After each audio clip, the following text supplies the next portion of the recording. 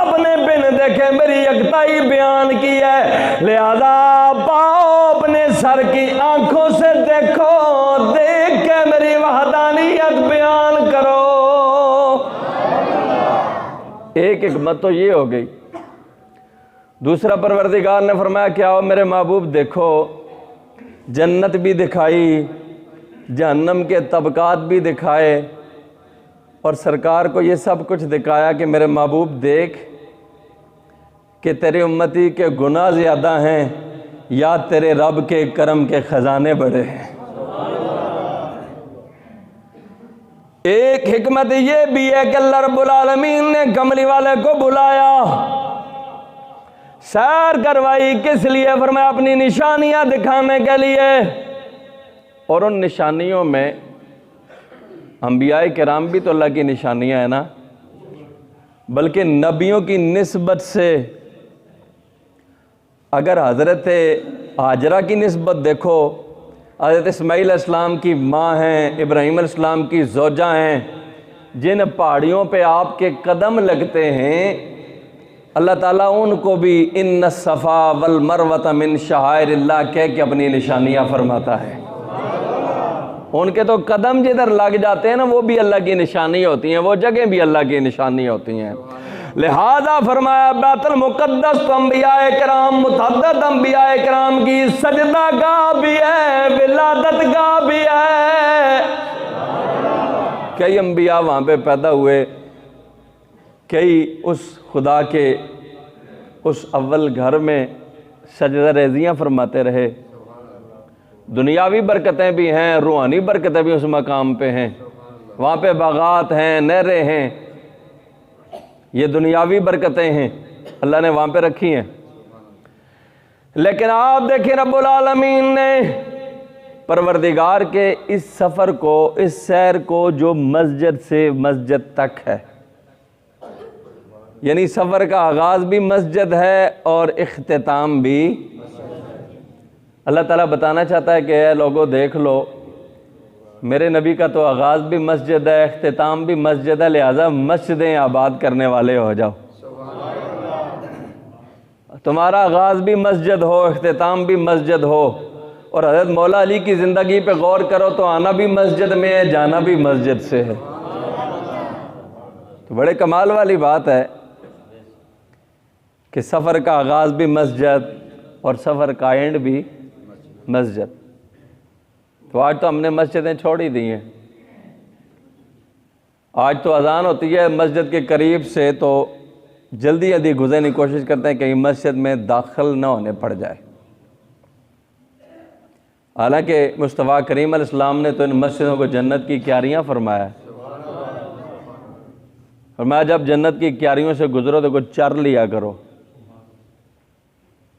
तो जन्नत की क्यारियाँ हैं और क्यारियों के मज़े ही नहीं लेते हम, मुश्किल से आते हैं।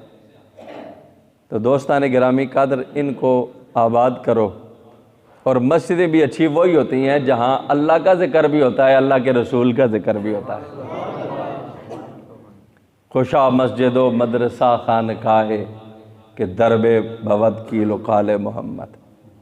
मस्जिदें भी वही अच्छी, मदरसे भी वही अच्छे जहाँ अल्लाह का भी ज़िक्र किया जाए, अल्लाह के रसूल का भी ज़िक्र किया जाए।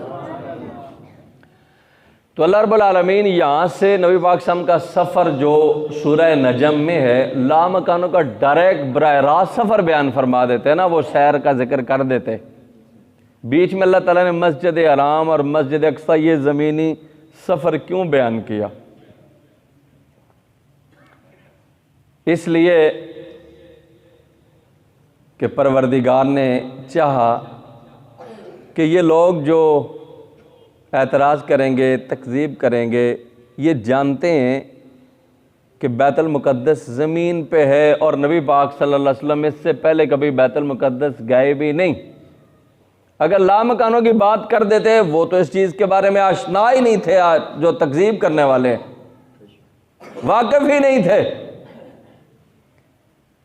लेकिन बीच में ये सफ़र इसलिए रखा गया कि जब लोग उठ के हुजूर से बैतुल मुक़द्दस की निशानियाँ पूछेंगे, सरकार एक एक निशानी वाज़े करेंगे, तो यकीन आ जाएगा कि सरकार रात के थोड़े से हिस्से में मस्जिद हराम से मस्जिद अक्सा तक आए हैं,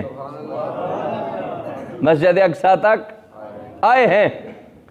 और आप देखें सन 6 हिजरी में नबी पाक सल्लल्लाहु अलैहि वसल्लम ने जब दावत इस्लाम के लिए दुनिया के मुख्तलिफ सलातीन के नाम दावत इस्लाम के खतूत लिख के रवाना फरमाए, जब आपने आगाज़ फरमाया तो हज़रत दखिया बिन खलीफा को नबी पाक सल्लल्लाहु अलैहि वसल्लम ने एक ख़त जो है वो कैसर रूम के नाम लिखा, दावत इस्लाम का ख़त। सरकार के वो सहाबी जब ख़त लेके वहाँ पे पहुँचे तो उसने कैसर रूम ने अपने दरबारियों से वज़रा से कहा कि तुम्हें कोई मक्के के रहने वाला बंदा मिल जाए तो उसे मेरे पास ले आए। उन दिनों उस सफ़र पे हज़रत अबू सुफियान जो उस वक्त मुसलमान नहीं थे, ये तिजारती सफ़र पे थे। इनको पकड़ के लोग कैसर रूम के पास ले गए। वो चूंकि तो नबी पाक सल्लल्लाहु अलैहि वसल्लम का दुश्मन था, मुखालिफ था, वो ऐसा अंदाज अपनाता ताकि बादशाह के दिल में हुजूर के लिए कोई मोहब्बत या अदब या ताज़ीम पैदा ही ना हो, कोई लगाव पैदा ही ना हो। उन तमाम सवालों में उसने उस बादशाह को मुतनफ़र करने के लिए उसने ये बात उठाई कि बादशाह वो मोहम्मद सल्लल्लाहु अलैहि वसल्लम तो ये भी कहते हैं कि उन्होंने रात के एक थोड़े से हिस्से में मस्जिद हराम से तुम्हारे इस बैतुल मुक़द्दस तक सफ़र किया। अबू सुफियान ये समझा कि ये बात सुन के बादशाह हंसेगा और इनकार करेगा। ऐसा तो मुमकिन नहीं है, उस दौर में तो ऐसी कोई सवारियां नहीं है, ऐसे कोई इंतज़ाम बाज़ार लोगों की नज़र में नहीं है, क्योंकि बंदा जनाब रात के थोड़े से हिस्से में जनाब उस 60 दिनों की दूरी उस वक्त के सवारियों के मुताबिक है, तो मुमकिन नज़र नहीं आता। लेकिन जब उसने ये बात की तो बादशाह के तख्त पे बैठा एक बंदा उठ के खड़ा हो गया। उसने कहा बादशाह उस रात के बारे में तो मैं भी इल्म रखता हूँ। सारा दरबार उसकी जानिब मुतवज्जे हो गया। बादशाह भी हैरान हुआ कि मेरे दरबार में बैठा ये बंदा उस रात के बारे में क्या जानता है जिसका जिक्र अबू सुफियान कर रहा है। उसने कहा हाँ मैं भी उस रात का गवाह हूँ, मैं भी जानता हूँ उस रात के बारे में। बादशाह मुतवज्जे हो गया, दरबारी मुतवज्जे हो गया, ये बंदा कहना क्या चाहता है। उसने कहा ए बादशाह मेरी ड्यूटी है, मैं हर रात में बैतुल मुक़द्दस के तमाम दरवाजे बंद करता हूँ, लेकिन एक रात मेरी जिंदगी में ऐसी आई मैंने बकिया सारे दरवाजे बंद कर दिए, एक दरवाजा बंद नहीं होता। मैंने बड़ा जोर लगाया, पूरी कुव्वत लगाई, दरवाजा बंद ना हुआ। मैंने और मुलाजमीन को खादमीन को बुलाया, सारे आ जाओ। जब सारे इकट्ठे हो गए हमने मिलकर जोर लगाया, लेकिन दरवाजा है कि बंद होने का नाम नहीं लेता। आप कहते हैं मैंने कहा चलो हो सकता है कोई खराबी आ गई और छोड़ देता हूँ, सुबह के बंद करूंगा।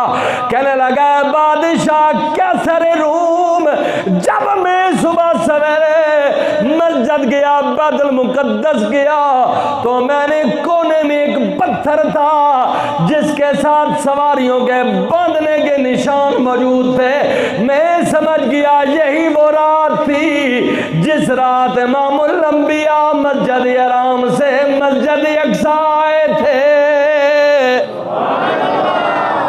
यही वो रात थी जिस रात एक नबी बैतुल मुक़द्दस आए थे। मैं उस बात को देख के समझ गया, लिहाजा बादशाह मैं गवाही देता हूँ कि खुदा को किसी ने नया आँखों से देखा मगर जाके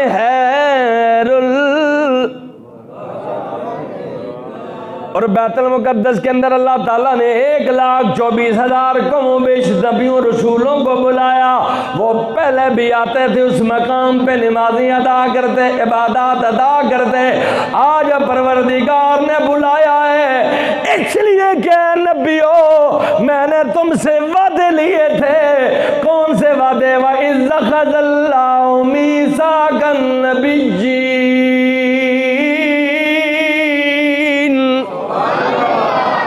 कुरान कहता ना, याद करो जब अल्लाह ताला ने नबियों से वादा लिया था।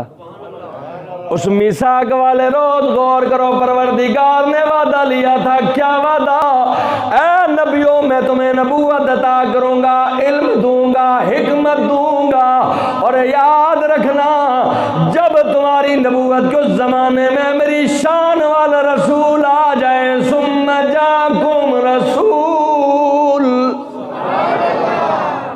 मेरा रसूल आ जाए जो तुम्हारी तस्दीक करेगा, तुमने क्या करना है? तुमने ला तुमिनुन्ना बिही वला तंसुरुन्ना, उस नबी पे ईमान भी लाना है और मदद भी करनी है। हर नबी के दौर में आदम अलैहिस्सलाम के ज़माने से लेके आदम से भी वादा लिया गया, ऐ आदम तुमने मेरे नबी पे ईमान भी लाना है, मदद भी करनी है। शीश तुमने, नूह तुमने, इदरीस तुमने, 1.25 लाख नबियों ने वादे किए थे।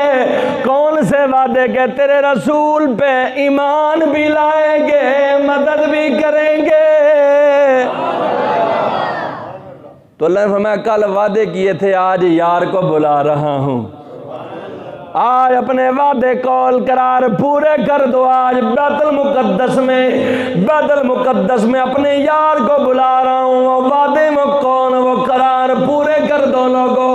उधर मकाम क्या है कि हजरत जिब्रील अमीन मुनादी कर रहे हैं। जिब्रील अमीन ने लोगों को सफ़ों में बुला के ऐलान क्या किया कि सफ़ा ठीक कर लो, इमाम आ गया है।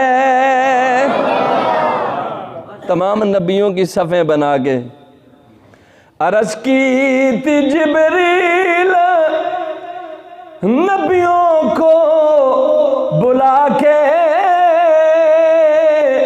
सफ़ा ठीक कर लो, इमाम आ गया है। आज सारे नबियों को सफ़ें बना के खड़ा कर दिया गया। बड़ी बड़ी शान वाले, बड़े बड़े हुस्न वाले मौजूद हैं, बड़ी शान वाले, उनमें बड़ी बड़ी फजीलतों वाले, कमाल वाले मौजूद हैं। लेकिन उन नबियों की मौजूदगी में इमाम बनाने की बारी आई। अल्लाह ने आमना की लाल को, तुम्हारी और मेरे आका मोहम्मद रसूलुल्लाह को इमाम बनाया है। बड़े बड़े हुस्न वाले, जवानियों वाले, कमाल वाले, इज्जतों वाले, तकरीमों वाले, अजमतों वाले मौजूद हैं। लेकिन लोगों जरा गौर करो हमारे नबी की शान क्या है। इस रात का जब अल्लाह से मिलने गए हैं तो शान क्या है, शान क्या है, अजमत क्या है कि वो नूर थे गए नूर के पास, वहाँ जिस्म नहीं और यहाँ साया नहीं है, वहाँ जिस्म नहीं और यहाँ साया नहीं है। उस सफर का आगाज अल्लाह रब्बुल आलमीन ने पहला हिस्सा बयान किया, सुब्हानल्लज़ी अस्रा बिअब्दी लैला